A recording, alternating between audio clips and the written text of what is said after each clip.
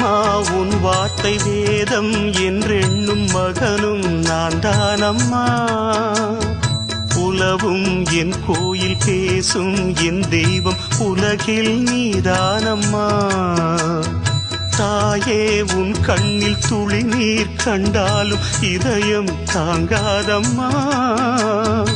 ஏதோ உன் நெஞ்சில் துயரம் என்றாலும் விழிகள் தூங்காதம்மா.